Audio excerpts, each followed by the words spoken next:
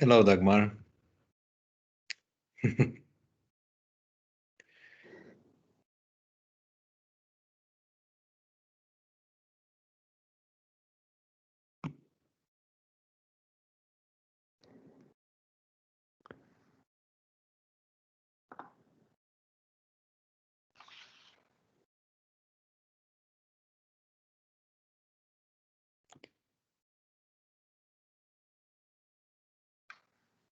Shall we start, Duncan?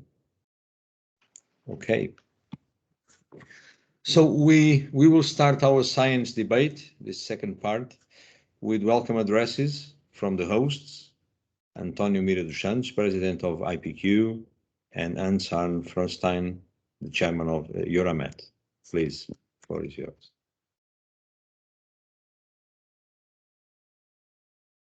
I think it's António Mira dos Santos first.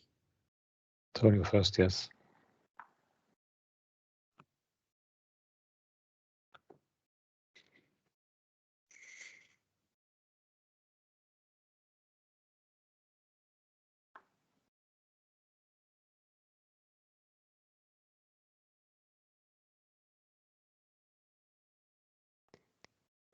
Now it should be working. Okay, now I have the sound. Thank you. Well, first, it's a great pleasure and it's an honor to the Portuguese Institute for Quality to be part of this event and organize with EURAMET this prestigious policy debate under the Portuguese presidency of the Council of the European Union on the support for the digital and green transition. The definition of strategic direction and specific objectives for the scientific metrology is one of the key prerogatives of IPQ at the Portuguese National Metrology Institute. Since one main duties of IPQ is also to develop and maintain the most accurate measurement standard, underpinning the National Measurement through Portugal by participating in research and development projects with other NMIs, academies and research centers, especially those which impact in relevant areas such as health, environment, energy and industry, helping to secure a better quality of life across society. IPQ welcomes the EURAMET strategy of reinforcement of coordination and interdisciplinary through the European Metrology Networks in key challenging areas to demanding for being handled by single countries. The new program supports and foster partnership, research and innovation coordinating initiative between European Union countries, both public and private sector, from industry and other stakeholders, with the purpose to facing global challenges and industrial modernizations through joint research and innovation efforts, as well as an increased integration between areas in metrology, as stated in the European Partnership on Metrology. One of the key aspects of this new program is the focus of metrology networks to engage in better optimization of investment, effort, coordination, and resource to reduce fragmentation in research and innovation. It's aimed at the global leadership of Europe in metrological research through those networks in key highlight competitive emergent areas for the period 2021-2030. Therefore, a higher cross-disciplinary and aggregation between metrological domains, creating big key areas in the investigation landscape of metrology, is one of the main commitments of EURAMET strategy that lead to the establishment of the European Metrology Network. Since 2018, several networks were developed, to the most recent being the Clean Energy, one to which IPQ immediately joined. These networks include quantum technology, mathematics and statistics, climate and ocean observations, energy gases, and smart electric grids. It is around these topics that IPQ will also intend to develop further its scientific and research activity in the context of EURAMET, and where we will actively participate to continue integrated in the main group of countries that lead meteorological advance in the areas considered as priority to IPQ and Portugal. To finish, I would like to wish that this event be an opportunity to share and exchange experience in the meteorological domain and to contribute to the dissemination of measurement science, showing the impact of these developments so significant for society and the well-being of all of us. Thank you.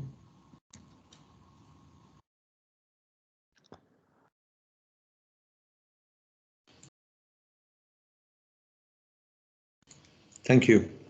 And now for Anshan, Frøystein, please. Thank you very much, João. Just some brief words from my side now. I'm very happy to join the IPQ president in this introduction to this science debate here. As I briefly mentioned in the first session, the European Metrology Networks are key building blocks of the future European metrology infrastructure. And the active engagement and commitment from our members across all these 38 countries are key to its success. And we are extremely happy to see this in the strategic direction of the IPQ. In the proposed European Partnership on Metrology, the challenges relating to the green and digital transition will have high priority, both in terms of the planned calls and in the stronger coordination through the networks. And I mentioned briefly some examples earlier on, and some of them were mentioned also by António.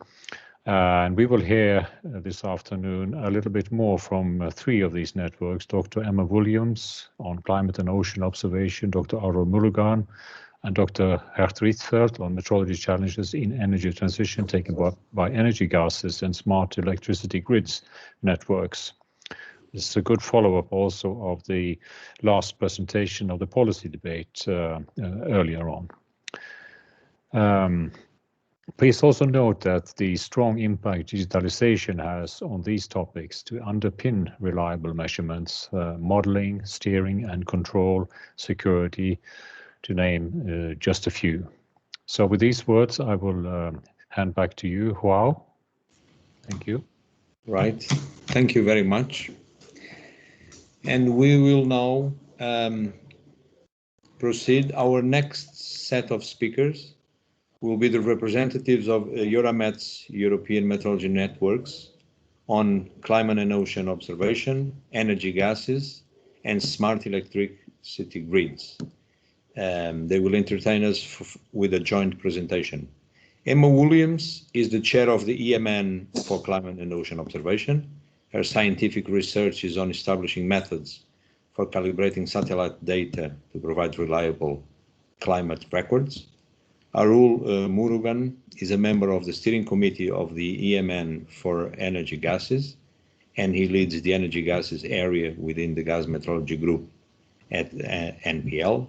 And Gert Rietveld is the chair of the EMN for smart electricity grids. This network aims to help Europe with meeting its sustainability and climate change goals via the development of sustainable future energy systems. Emma, the floor is yours. Thank you very much. And I'm hoping that Arne is going to put up my slides there.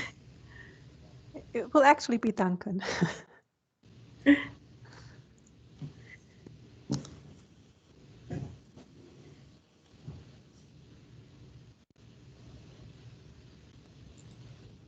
Great. Thank you. Thank you for the organisers of this policy debate for the opportunity to talk to you today. I'm going to be doing, as I said, a joint presentation with my colleagues from the other EMNs. On the 20th of May 1875, the nations of the world came together in Paris to sign the Meter Convention, the document that established the metric system of measurements, and with that metrology, the science of measurement.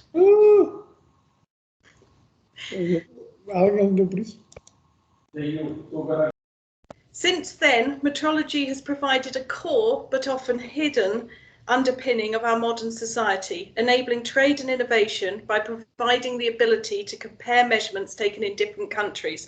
So when we make an aeroplane and we make the fuselage in one country and the wings in another, it's metrology that makes sure that those two will fit together perfectly. Almost 140 years later, the nations of the Earth met again in Paris, this time to sign the Paris Climate Agreement. And the Paris Agreement described the commitment of humanity to stand up to its responsibilities to avoid catastrophic climate change. Since then, Europe has shown a lot of the determination and leadership that the world needs to meet that challenge. The new European climate law is far-reaching and ambitious, and it recognises the importance of three different aspects of reaching net zero. First, the need to have decarbonisation of every sector of the European economy. Secondly, setting challenging targets for the reduction of greenhouse gases. And thirdly, ensuring that we have clear targets for improved use and management of forestry and other land use. In this presentation, I'm going to show how show you how metrology is essential in all of these to support all of these aims. The European Metrology Networks have been established to coordinate the work of metrology institutes and to ensure that we connect to and collaborate with all the people in all of the different organisations that maximise the value and of research and innovation in Europe. My colleagues Arul, Murugan and Gert Rietveld will be presenting you examples of how metrology supports innovation and underpins legislation to support the decarbonisation of the economy. I chair the European Metrology Network for Climate and Ocean Observation, and I want to illustrate the important role that metrology plays in ensuring that the observations we make are reliable and can provide the trustworthy evidence needed for robust decision making. So this image that we see here shows an algae bloom in the Baltic Sea, and if you look carefully you can see a track of a boat going through it. Algae blooms are natural phenomena where nutrient-rich water comes to the surface and leads to the growth of phytoplankton. They're usually beneficial. The photosynthesis is absorbing carbon in the atmosphere, and the phytoplankton are the base of the food chain. But in a small proportion of cases, they can be harmful when human pollution affects and leads to the growth of toxic algae. The oceans have absorbed around a quarter of humanity's carbon dioxide emissions. Half of that through phytoplankton like this and the photosynthesis, and the other half through carbon dioxide dissolving directly in the water. As you'll know, when you've drunk any fizzy water, when carbon dioxide dissolves in water, it becomes more acidic. And over the last 200 years, the pH of seawater has decreased by 30% or 0.1 pH units. And this change has many impacts on marine life and the growth of, for example, coral reefs. Ocean pH can actually be measured in more than one way, and the differences and the biases between the different ways of measuring it can make it quite difficult to see this long-term and slow trend. But it's important that we understand these differences. So in a recent EU-funded project in the metrology research programme, scientists in our metrology network worked with ocean observing networks to compare these different methods of measuring pH and to make sure that we could make these long-term records that help us understand how the oceans are changing. Ocean pH is just one quantity that oceanographers need to measure to understand how the oceans are changing. Oceanographers measure many other parameters, the so-called essential ocean variables, temperature, salinity, sea surface height, and so on. Some ocean variables can only be measured by instruments that are in the sea. Others can be measured best using satellites. And the image that you see here is from the Copernicus Sentinel-2 satellite. But the essential ocean variables are themselves a subset of the essential climate variables defined by the UN's Global Climate Observing System, GCOS. The full set of 54 essential climate variables includes atmospheric parameters like air temperature or greenhouse gas concentrations, and land parameters, things like the leaf area index, which is a proxy for how much photosynthesis is going on. They include sea ice and extent and the volume of glaciers. Around 2/3 of these variables can be measured only really by satellites that provide the necessary global coverage. The other third need to be measured in situ, and the in situ observations can also support and validate the climate, the satellite observation. And one thing that metrology does is it ties these different types of measurements, these different measurements of these different variables together so that they can be combined and so on. Europe has invested 7 billion euros in the development of the Copernicus environmental monitoring system services, Europe's Eyes on the Earth. This includes the launch of many satellites. There are 8 Copernicus satellites, Sentinels, already in orbit, and there are another 9 planned in the next 5 years.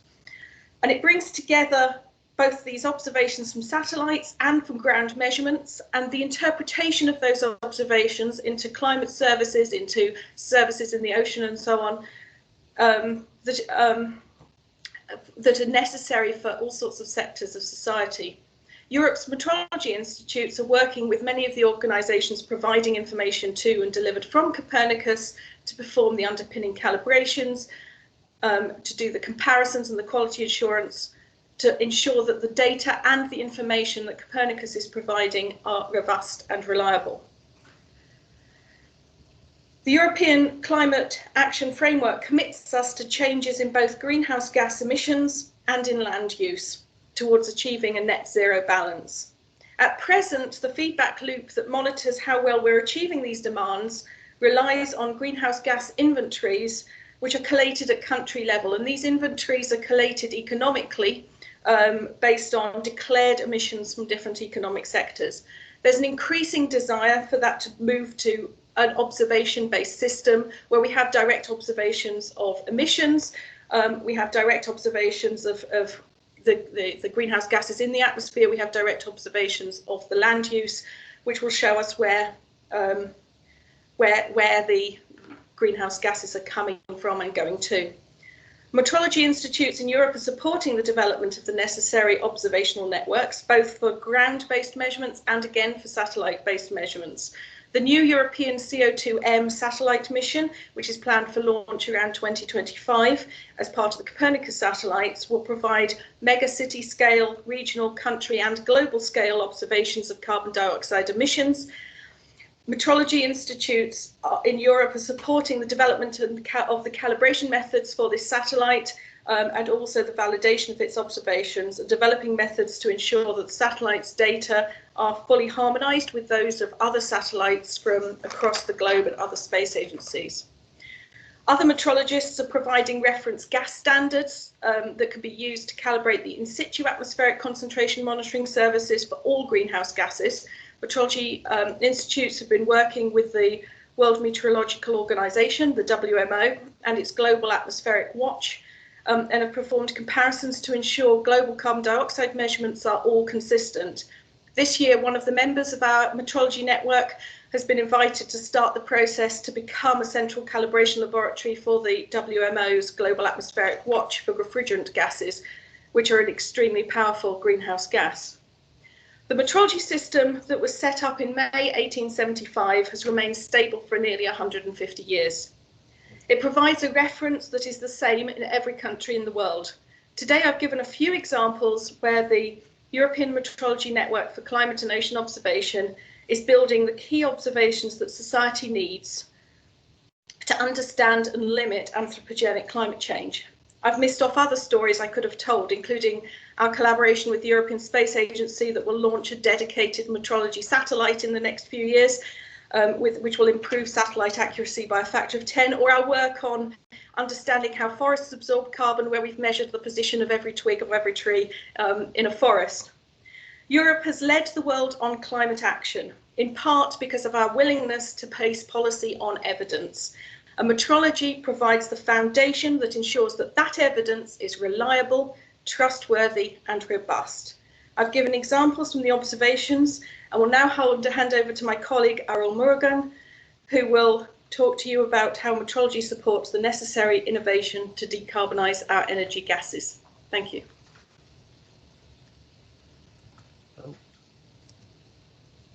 Thank you, Emma. So you've just heard about the EU climate policy and how metrology activities are currently supporting it. EU policies have also greatly impacted the energy sector as well. To reach the goal of the EU Green Deal in becoming a climate neutral continent by 2050, we need to decarbonise Europe's energy system, which currently accounts for approximately 5% of the total greenhouse gas emissions. To reach this goal, we need to implement a successful and fast energy transition towards a sustainable energy system based on renewable energy sources, smart grids and efficient energy usage. Europe is leading the energy transition by setting challenging targets for renewables through several energy-related directives and the Future Climate Law, and by investing in research and innovation programs and secure, clean, efficient energy under Horizon 2020 and now Horizon Europe. And this must be said is happening thanks to European-based policies. As Gert will show you shortly, the electricity generated by wind and solar plays a crucial role in achieving our European objectives, together with the electricity grids needed to transport this electricity nationwide. However, electricity alone will not be sufficient to cover all of our energy needs for reasons that include, for example, limitations in storage capability. The continued use of energy gases is therefore essential, but of course we will need to transition away from oil and gas and increase the availability and use of alternative cleaner fuels such as biomethane and hydrogen. But how can we prove compliance with regulations and its targets without measurement data? And how can we develop new innovative technologies without testing and validation? It's crucial to have a robust infrastructure of reliable measurements that enhances competitiveness, fair trade, and transparent energy billing that allows us to guarantee, beyond all doubts, compliance with quality and safety requirements. So in my next slides, I'd like to talk through two examples. One, where measurement science has been pivotal in enabling compliance with challenging regulations, and another example where measurement science will support an emerging industry need. I can see the slides aren't up yet, but I'll carry on. You'll see it soon, I'm sure. Hydrogen fuel cell vehicles may be a valid alternative for conventional fuel-based transport, in particular for heavy long-distance transport where batteries may not be suitable. The rollout of fuel cell vehicles is hindered by the need for costly high-purity grade hydrogen. The presence of impurities such as ammonia or hydrogen sulfide in hydrogen, even at trace parts per billion levels, can degrade the fuel cell and therefore its lifetime if they do not lead to malfunction of the vehicle altogether. Additionally, there's a requirement to accurately measure the amount of hydrogen dispensed into vehicles so that the customer can be billed correctly. Several EURAMET projects are focused on the development of measurement methods and calibration standards to perform flow metering and hydrogen quality analysis. National metrology institutes, in collaboration with gas producers, laboratories, instrument manufacturers, and standardization bodies, have developed the primary standards and methods that industry need to perform these important measurements as required by international standards and EU directives. This achievement marks a major milestone towards scale-up of hydrogen as clean fuels for transport. And another example where measurement science will support decarbonisation of industry is carbon capture, utilisation and storage, which can be used to capture carbon dioxide from hydrogen produced through steam methane reforming. This plays an important part of our EU energy strategy and is specifically mentioned as an objective in the Green Deal. Through the European Metrology Network for energy gases, the measurement needs for this emerging industry was identified through workshops, surveys and stakeholder feedback. And this led to the EMN identifying many important measurement challenges, including developing accurate equations of state models and carbon dioxide purity analysis methods for safe and cost-effective operation, understanding conditions that lead to pipeline corrosion, and monitoring carbon dioxide flow and leaks to comply with emissions regulations. All of these findings led to the development of a new proposed research topic for the Green Deal call within the European Partnership for Metrology, with a plan to start a project on this topic in 2022, so next year. Measurements are fundamental for successfully realising the energy gas transition, and the continued efforts of national metrology institutes and the EMN for energy gases will support the European energy gas industry in performing these measurements accurately and reliably. I'll now hand over to Gert to talk more about how measurement science contributes to the development of smart electricity grids. Thanks, Arul, for giving us a flavor on what's relevant in energy gases. I have a bit of a difficulty. I hope everyone can hear me. And I don't see the slides, but you do see the slides? That's then a problem just at my side. Okay. So as you heard just from Arul, is that energy gases really play an important part of our future energy portfolio, but there's more. Energy gases are not sufficient, and that's why luckily we have wind and solar. These really are important, and I would say almost crucial to get a climate neutral by 2050. Some numbers. I mean, the EU has recently agreed to a renewables target of 32% by 2030. So within a decade, 32%, almost a third, will be provided by wind and solar. And by 2050, it will be more than 80% of the electricity will come from wind and solar. So that is really very significant. However, wind and solar is generating electricity not always at the place where we use it. So we need to transport the electricity, and that's where the grids come in. They are really crucial to keep our society up and running. And if you attended the policy debate before, you've already got a flavor in the last presentation on what the challenges are on electricity grids. And you saw, well, the developments that are really needed. And even further electrification, that was one of the key parts, is one of the pillars of reaching the EU Green Deal goals. So I would like to give two examples that relate to smart electricity grids and build on the previous presentation from the policy debate. And the first one is on energy use. So if we're using a lot of energy, then our system better be efficient. And the EU policies are absolutely spot on when they focus on efficiency, because any energy that you waste, well, you still have to generate it. So that contributes to CO2 emissions, because we need power plants to do it, or more infrastructure to generate this electricity. And that's why energy efficiency is really a core part of the Green Deal. And the EU has recently agreed a new binding energy efficiency target of 32% by 2030. You see a picture of a power transformer. That is one of the key parts of our electricity grid to convert electricity. And I wasn't aware of this, but I learned some years ago that these power transformers account for 3% of the total energy losses in our whole energy system. So that is why the EU stood up and in the Eco-Design Directive now puts efficiency requirements to any transformer that is put on the market. And by that, by forcing a certain efficiency, we can achieve energy savings close to half the energy consumption of the whole country of Denmark, to give you a flavor. And if we increase the energy efficiency of these power transformers, we will save 4 megaton of CO2 emissions per year. So we want more efficient power transformers, but the power transformer industry has to prove the quality of the products. So in one of our EU projects, we closely collaborate with the transformer industry to develop new advanced instrumentation that support their innovation in making highly efficient transformers.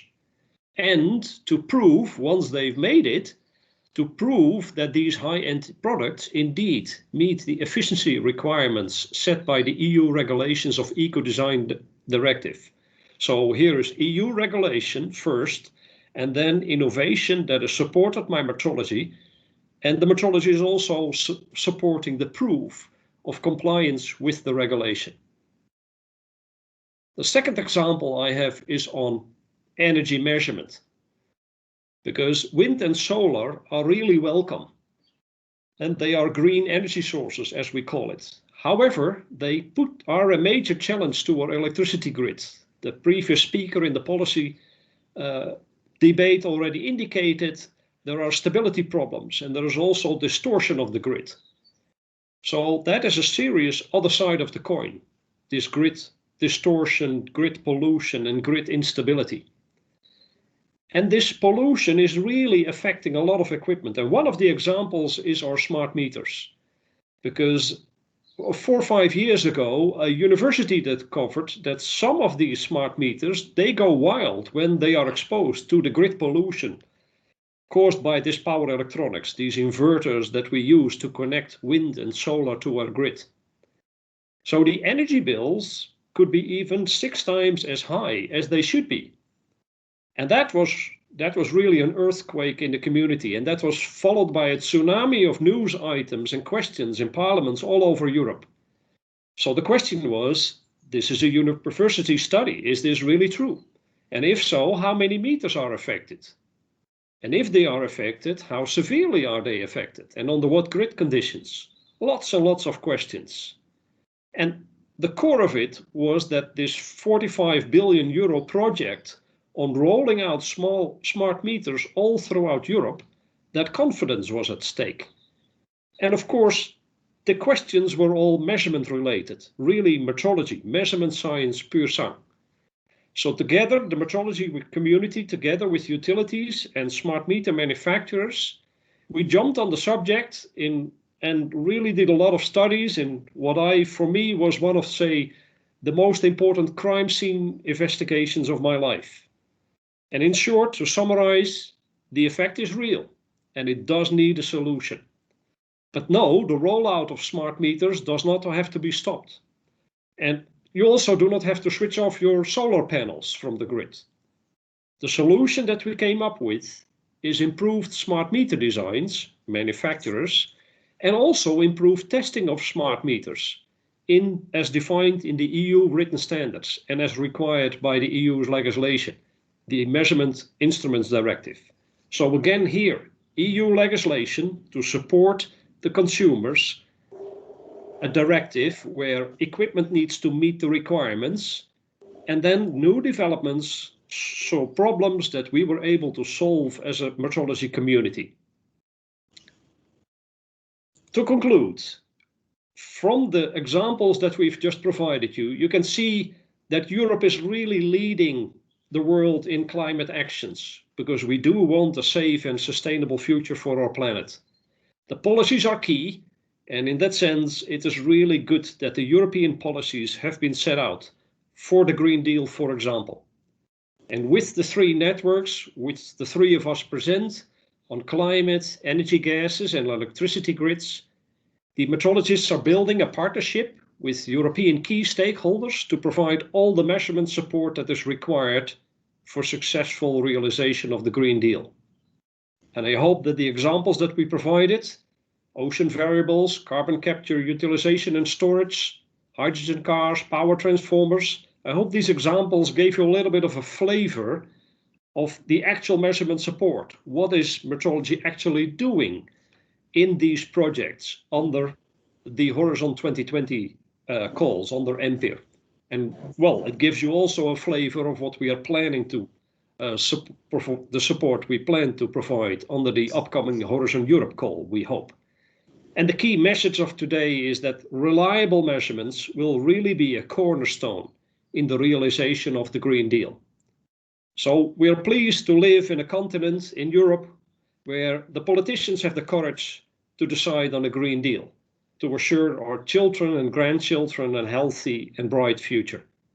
And personally, I'm really proud to be part of the measurement community, to be part of EURAMET, where in line with this 1875 meter convention, almost 150 years old, but still very live today, in line with that old tradition, we contribute to important society issues and we contribute to make the Green Deal happen. So with that, I would like to conclude. Thank you for your attention. And thanks again to the organizers of this policy debate for the opportunity to share our message with all of you today. Thank you very much. Our next speaker is João Maciel. He has been since 2015 the Managing Director of EDP's Center for New Energy Technologies, dedicated to applied research and development in the energy sector. EDP is a major stakeholder in the energy field in Portugal, and their involvement is crucial for us. The floor is yours. Thank you.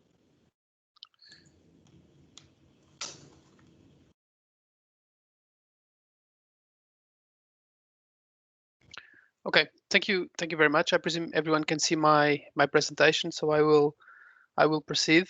Well, first of all, I would like to thank IPQ and EURAMET for having invited EDP to participate in this forum. My name is João Maciel, and I'm heading a research and development unit of EDP. Well, this is a forum on metrology, and let's say almost the inception of this European Metrology Partnership. I'm not a metrology expert. In any case, of course, I need to acknowledge that metrology seems, in my perspective, key in all fields of science. It's completely transversal. It's a key enabler. As many presenters already said today, you cannot decide upon or control things that you cannot measure. In my business, I'm thinking efficiency, performance of the energy systems, etc. So it's key that you have this, let's say, this backbone of correct measurements to be able to do the proper decisions. My focus today will be on let's say, the intersection between research and development, which is, let's say, what I do, and the digital laboratories, and their role in the context of the energy transition. Some quick words about EDP, because I presume that some of the international audience don't know EDP that well. So we are, let's say, a global clean energy company. We started as the former electricity incumbent in Portugal many years ago. And I guess since 2005, we've been taking a journey towards decarbonization. Back in 2005, we had, let's say, more or less a conventional generation portfolio, and nowadays we have a clean portfolio. We became international, and you can see some figures here. You see that, for example, 60% of our operational profit comes from renewables, be it wind, solar, or hydro. 25% networks, and 50% from our retail business with our clients. And for example, one figure more, around 25 gigawatts of installed capacity worldwide, of which more or less half is wind and solar. As I said, I come from the research and development area, so I lead this Center for New Energy Technologies, which is a center that has this ambitious objective to create possibilities for the future of EDP and for the energy transition.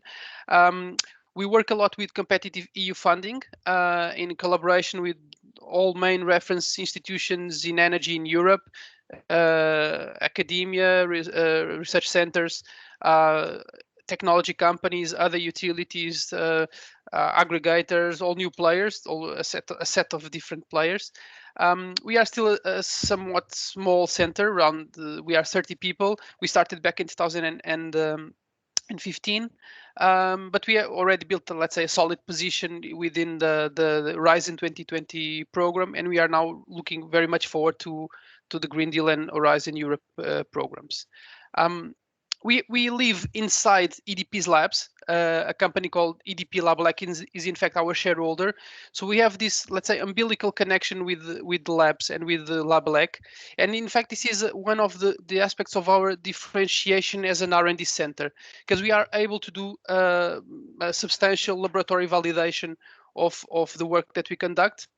In a way, many times to prevent, let's say, to accelerate the development processes, to mitigate risks, to anticipate integration issues. So we do these things in our digital labs before we move into let's say, into the real assets on site. But regarding Labelec, briefly, this is, let's say, a company that provides transversal support to EDP.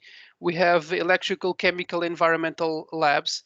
And in fact, let's say our metrology lab was in fact the starting point of this smart labs brand that we've been developing, which I will go through a bit later. But Labelec is in fact the transversal company in EDP that provides services across the energy sector. well, but coming to the topic of today, energy transition, I mean, this is, I'm repeating a bit what was said already by many presenters, but the world is facing, let's say, unprecedented challenges. As we know, driven by the important growth in population, in energy consumption. If we maintain this trajectory, we have a huge problem, as many presenters already said today. But acknowledging that, of course, we need to change, and we need to change now. It's not like no longer being socially responsible or being green for the sake of being green. It's a matter of survival. So we need to change. And in what relates with the energy sector, there are some things that need to change. We need to generate cleaner electricity, and we also need to become more electric as a society, which was already pointed out today. But very important as well, we need to do this in an affordable way, and the system needs to be reliable. Otherwise, we lose one of the key pillars of the energy system. EDP as a company has, of course, also acknowledged that. I mean, the energy transition, let's say, is the core of our is in the core of our business, and so we've acknowledged this, and we took a step in our recent strategy, which was recently published, which is called All Green by 2030.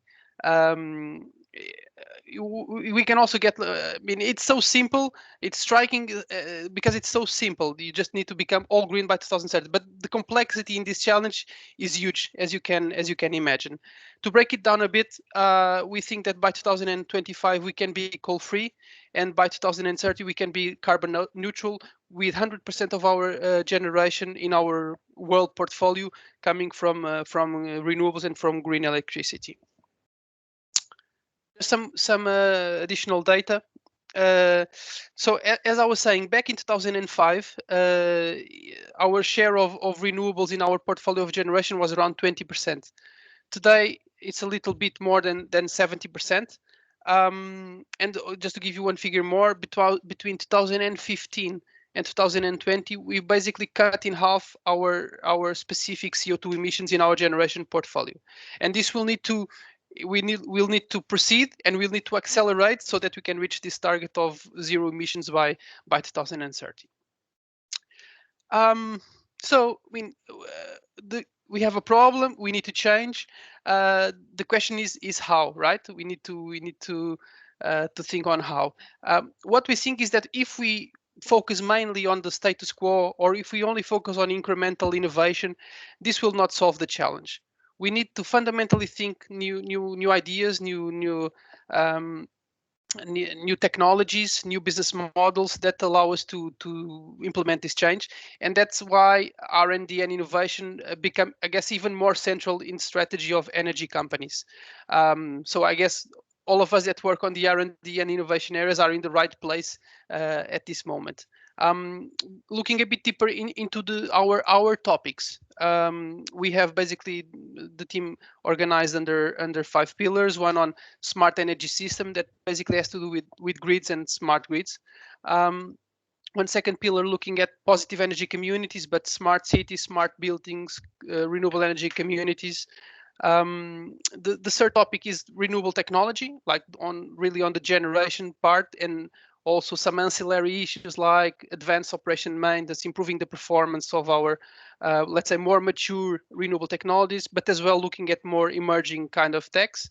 Finally, one and very important and also addressed today, topic of integration of renewables and flexibility to be able to manage this new feature, which is, let's say, the variability of this new source of generation of renewable electricity through the new market designs, energy storage, virtual power plants, other energy vectors that can also introduce flexibility into the system, like green hydrogen and some other green gases that were referred today as well. And finally, one topic on digital energy, like using machine learning, big data analytics, cybersecurity, in a way, in connection with the other 4 pillars that I just mentioned before. As I said, we work with a lot with European funding, with the competitive EU funding. since 2015, we have a portfolio of around 31 projects, of which 27 were funded through Horizon 2020.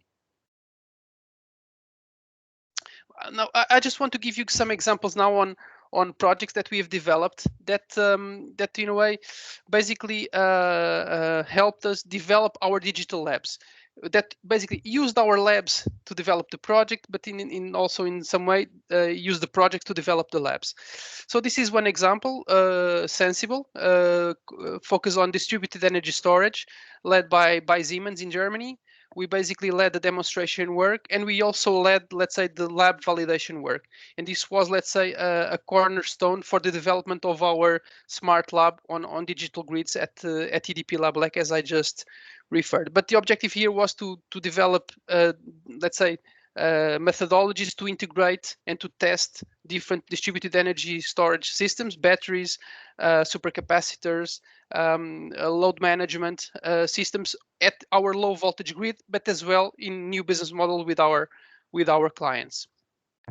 With this project, we were able to learn many things. For example, some results here. We were able to, on that specific location, to increase almost 100% the hosting capacity for renewables in our low voltage grid. We also decreased significantly the non-supplied electricity in those low voltage grids. We did many use cases, be it for the grid, be it for the client. But as I said, one important feature of this project was let's say, the fact that it helped us develop our digital grids smart lab at EDP Lab Lake. Some other examples of projects which Sensible was concluded already, as I said, but these ones are either starting or ongoing. Interconnect, for example, led by Inesctec, one of our most common R&D partners in Portugal, which is focused on interoperability between smart appliances, home energy management systems, and grids. Lolabat is a project that is testing new batteries, alternatives to lithium-ion, in this case, nickel-zinc batteries. In EURAMET, developing tools to manage local energy communities, or Positive, developing solutions for smart cities. Finally, I would like to leave you with some details on our labs, which in a way were, let's say, as a result of these research and development projects and a continued effort from LabLX teams. This is, let's say, the state-of-the-art labs that we have today, and I will just like briefly to go through the labs that we have. So under this umbrella smart lab, we have one lab called Digital Grid, where we basically are able to test all smart metering technologies for low voltage grids. We also run communication interoperability tests for protection systems for all the smart metering systems. And I mean, as we all know and acknowledge as well, having lots of meters and lots of sensors means also some threats. So cybersecurity is also one of the key aspects that we deal in this digital grid lab. Second one, substation automation. This is, let's say, I would say a grid emulator, in the sense that you can replicate all the control system, control features of a primary substation, and you can simulate different grid behaviors and test many behaviors of many components. We can do compliance testing of protection systems. We can use this lab also to test our technicians in advance of specific phenomena that happen on the grid. And finally, on interoperability, we can look here at electrical, physical, and functional interoperability between protection systems and many other equipments from different manufacturers, which is, let's say, what happens today, because we work with many different manufacturers. And finally, most recent one is a lab focused on storage and mobility. So we do extensive testing to batteries, to different storage technologies. We also test EV chargers in the perspective of evaluating their characteristics, towards evaluating what will be, let's say, the grid impact of massive EV charging in specific locations in our grid. Or smart homes, where we test appliances, microgeneration, smart home energy management systems.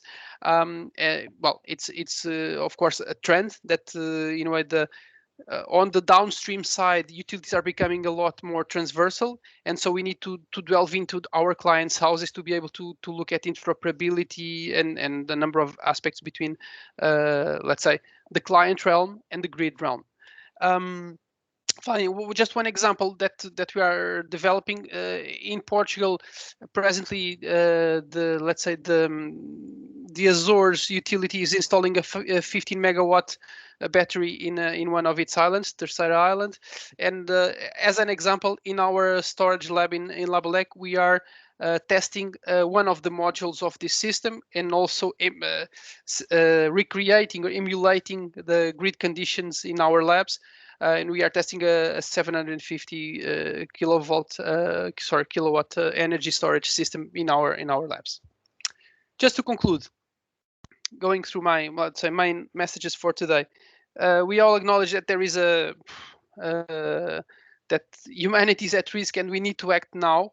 In our company, we've decided to take this very seriously. We started this decarbonization path since 2005, and we have now this commitment to be all green by 2030. As I said, I don't think that by doing business as usual or incremental innovation will solve the challenge.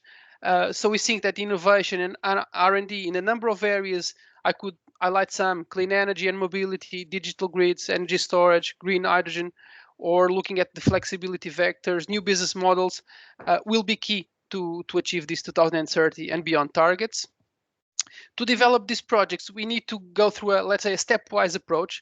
We have ideas, we need to design, do modeling, simulation, validation, demonstration, scale up, and finally reach the market.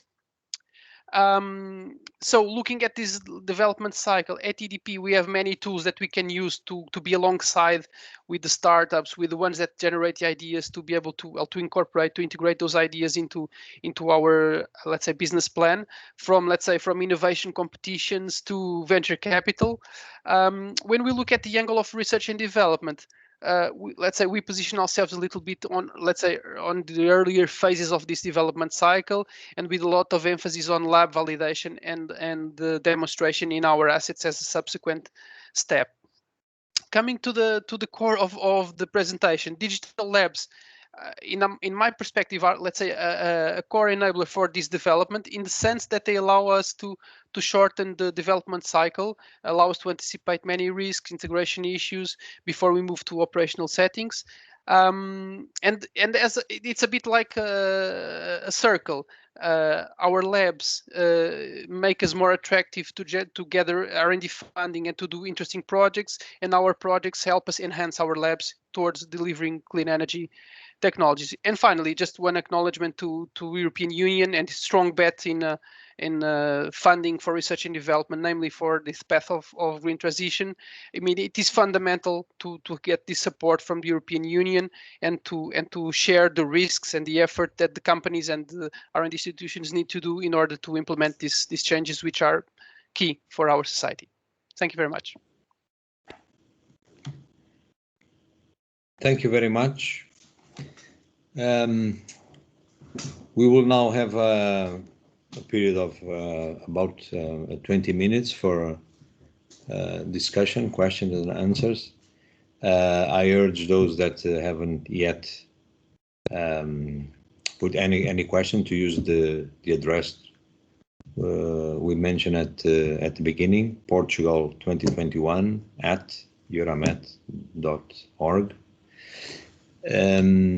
Perhaps while you are thinking, I could just say that if it was already for us, of course, evident, but all these presentations, if I'm allowed to say, made it abundantly clear the relevance of metrology for society and for scientific advances in many areas, but of course, particularly in this debate to energy and climate, but of course also to health, industry and others, and any funds that Europe will invest in in metrology will provide a profitable that will be used for the well-being of all of us. That is very clear. So I will start with the questions, perhaps to João Maciel. I would ask that what is the key development you need from the metrology community, and then if after you answering, if the other representatives of the other EMNs want to also to say something, please feel free to do so. Okay. Well, thank you very much for the question. I mean, this was, let's say, partly addressed by Professor Peças Lopes in the earlier session. But for example, one important topic is this topic of variability of resources. And for example, we have, I would say, very fast phenomena that happen on our grids, based on the intermittency or variability of renewable energy sources. And I would say that advances in this area that allow us to integrate huge volumes of data from forecasting of wind and, well, meteorological variables, as well as with grid variables, frequency, voltage at different voltage levels. I would say that these are important fields that need important effort in the coming years. So I would highlight this as one of the key aspects for the community to address. Thank you, Gert. I think you have questions of your own. Yeah, I first of all can add to this that this is exactly where we are working on say, first of all, validating equipment that is used to monitor grid and grid stability, but also, say, develop dedicated equipment and dedicated algorithms. You mentioned, for example, grid frequency. So it's not easy under all these disturbances that caused by wind and solar, there's all these variabilities to do a reliable measurement. So that's also, say, on algorithms, equipment, and also data analytics where we are working on. So indeed, grid monitoring is quite an important part. If I may ask, I have a question related to storage. Say, you mentioned batteries, and I have a double question. Well, say, what do you see as the role of batteries, but storage in general in grids? And are there, say, measurement challenges or metrology challenges related to storage that you see? Let me I'm just taking a note here. Yeah. Well, I mean, the role of batteries. I mean, batteries, I guess, are I would say one of the holy grails for the management of this variability.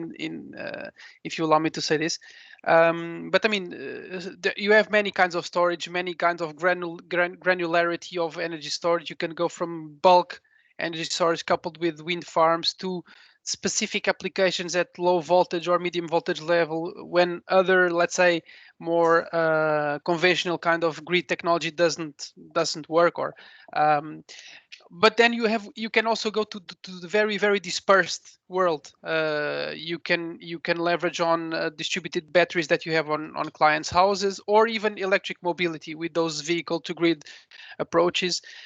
So I would say one first idea would be, I mean, the more dispersed you go, the bigger the complexity, the bigger the challenge that you would face.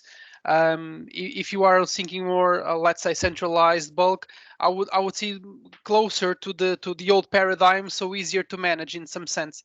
But I mean, storage is one. I mean, and then there are also other variables, like, for example, you have loads, right?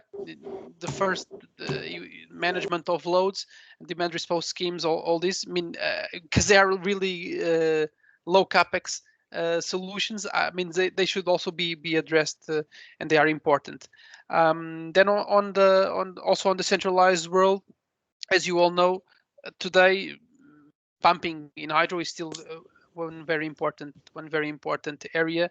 And there, I would say that, for example, We are working a lot in this concept of virtual power plants, for example, coupling hydro with wind, with solar, with floating PV. So I would say in the intersection between all these three different sources with different kinds of variabilities. I mean, I'm elaborating a bit because I mean the answer is not straightforward and it's not easy, but I would highlight this as some of the areas to pursue. I think that Emma has also a question. Please go ahead. I'm just looking out my window where there's significant wind power right now in a slightly scary way. And this, I mean, you've talked about that and the meteorological things. I'm guessing actually that you probably are using some of these Copernicus climate information services that I was talking about in our role in underpinning, because those services are supposed to be giving information on the climatology, and that must be quite significant in choosing where and how you establish your different devices. And I was wondering, you know, do you have collaborations with that? Yeah, I mean, if we are talking, let's say, renewables business, this is I would say within, let's say, the EDP Renewables business unit. I know the colleagues that work there, namely from the energy assessment team, and I know that they have developed internal models, but they work with many providers. Some, I'm not sure if they are working with Copernicus data. So I mean, I can check this and get back to you to tell you, because I'm not completely sure. One thing I could comment here is the following. We do think about, let's say, getting data at different time scales. I mean, and for each time scale, one kind of decision that we need to make. If I make myself clear. So we look at, let's say, short-term phenomena, because we work in intraday and day-ahead markets, and we need to have accurate forecasts in order not to have imbalances, and also not to have an optimal economical scenario for our farms in given markets. If we talk a bit longer scales, we can look at investment decisions, etc., operation and maintenance decisions for our wind farms. And then if you look at really long scales, like climate change scales, we look at regions in the globe where we should focus more and less, and looking at extreme phenomena that would be damaging to our system. So this is for sure one area of concern, and there are lots of heads within the company thinking at these different time scales, because they are relevant for our business. In my world in research and development, I could comment. We have one small participation in one project with the European Space Agency, that is looking at it's trying to characterize wind resource, offshore wind resource in the Atlantic area, with some granularity, again to help EDP Renewables take adequate decisions on selection of markets, etc., for their offshore wind businesses. Thank you, and yeah, I think that's quite what you said about the different scales and the different decisions and the different forecasts. Whether it's, you know, is it going to be windy in an hour to will my wind farm be blown over by a gale in sometime in the next 40 years?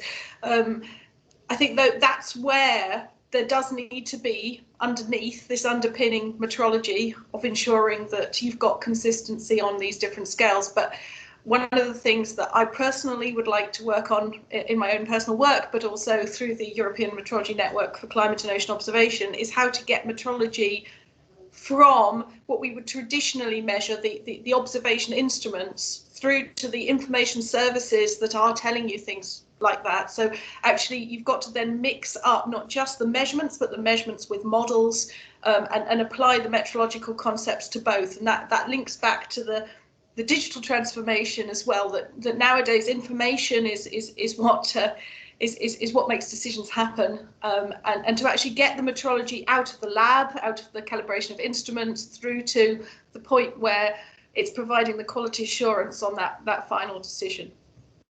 Yeah, I mean, I couldn't agree more. Just perhaps one additional comment on one project that we have running called Smart for Res. It's on forecasting in the specific topic of storage coupled with the wind farms. We are working with Arne in Paris and the Météo France. So the topic there is also working with the historical data to do proper decisions in, let's say, in the dispatching of our storage systems in specific markets. So we are working on algorithms on top of those data to help improve those decisions, and there are some topics on that project, for example, like data markets, innovative business models for data markets in this context, which are also very interesting to explore. I may get back to you on those. That sounds very interesting. Thank you.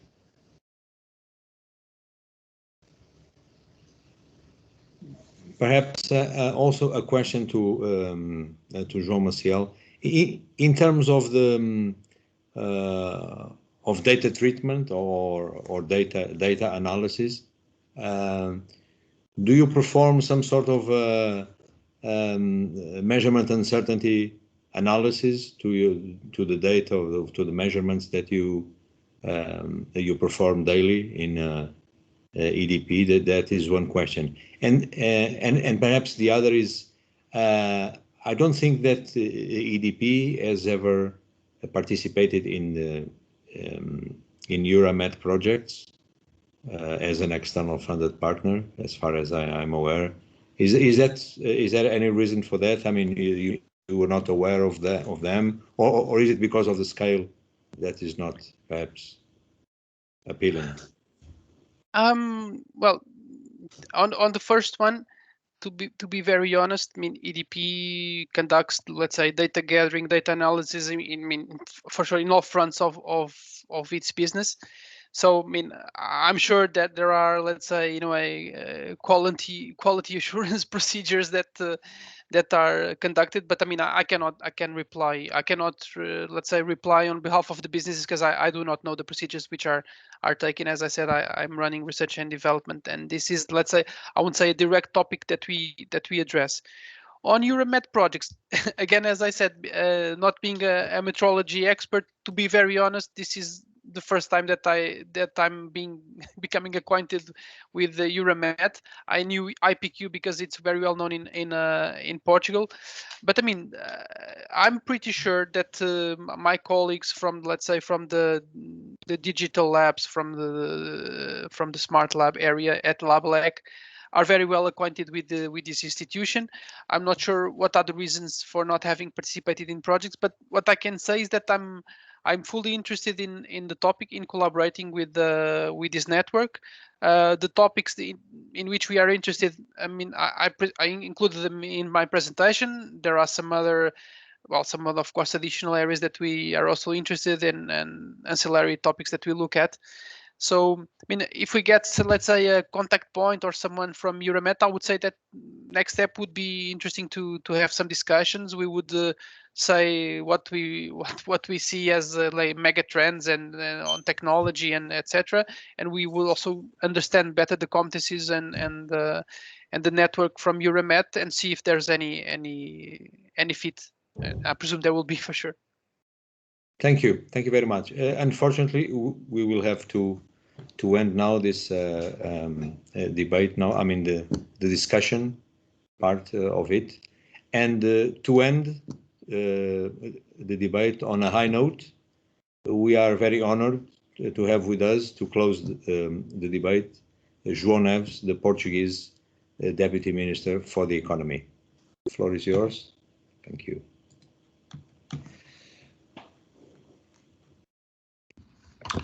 Thank you. Good afternoon. It's a pleasure to be here in this important event organized by the IPQ and EURAMET under the Portuguese Presidency of the Council of the European Union. As you know, Portugal is one of the original signatories of the Matter Convention, and the Portuguese Institute for Quality as the National Metrology Authority is member of the EURAMET since the beginning, assuring the development, application and maintenance of the national measurement standards. Metrology, the science of measurement, is a key enabler of innovation in economics and societies. High-level measures are essential for scientific research, trade, and of course industry. Addressing societal challenges and enabling emerging technologies need increased accuracy, precision, and new measurement capabilities. Often hidden for the public view, metrology is the building block for our industrialized, increasingly digital society and affects almost every aspect of modern life. In this context, considering the increasing levels of development, accuracy and efficiency are permanently required, it is crucial that research and metrology leads to an increased participation in the European Metrology Networks to ensure innovation, support the strategic areas, create and disseminate knowledge which would certainly benefit for the larger national commitment and cooperation. The collaboration within the measurement science community is essential for the sustainable development of Europe as a whole, providing high-quality scientific research and to ensure Europe as a world-leading metrology capability that meets the needs of end users. Portugal has benefited immensely over the years from participating in European research projects with impact in relevant areas such as health, environment, energy and industry, helping to secure a better quality of life across society. But besides these key areas, there are also horizontal areas where Portugal and the IPQ are very much involved and interested, namely in digitalization and artificial intelligence. The benefits of this participation demonstrates the added value in the development of metrological capabilities, justifying the increase of Portuguese commitment for 1.3 million euros to 7.0 million euros, which will allow the participation with more quality, including other national participants and even more benefits, which is fundamental for increased research in metrology. Particularly in addressing modern challenges such as energy and sustainability, climate and environmental monitoring, health and the digitalization tools, it's necessary to take a pan-European collaboration approach between industry, stakeholders, organization and academia. The metrology networks will establish a single point of contact across Europe that can provide measurement science expertise for society and the industry in specific areas to support the implementation of the EU Green Deal. These networks are working to identify both current and future European and global measurement needs and to address these needs in a coordinated and collaborative manner that will bridge the gap between research and our communities. In addition, EURAMET's networks aim to promote a reliable and robust measurement industry infrastructure by supporting standardization, testing, service and knowledge transfer at both the national and the European level. By formulating a common metrology strategy, the networks will facilitate the establishment of safe, reliable and future-proof energy infrastructure. I am deeply convinced that the excellence of the scientific debate has certainly demonstrated the importance of European Metrology Networks and their enormous contribution and impact to Europe and, of course, to Portugal's strategic objectives, in particular the Green Deal, to mitigate climate change and preserving the environment. The European Commission has stated that becoming the world's first climate neutral continent by 2015, it's the greatest challenge and the opportunity of our times. And certainly meteorology as the science of measure will continue to play a decisive role in this ambition to vital importance of the global society. Thank you. Thank you. Thank you very much. And I think this concludes our debate. Thank you very much for all speakers and the members of the government and members of the European Parliament and the European Commission that were present and honored us with their presence. And it just rests me to thank you all and wish you well. And I hope that we will see each other again very soon. Thank you. Bye. Thank you. Thank you. Thank you. Thank you.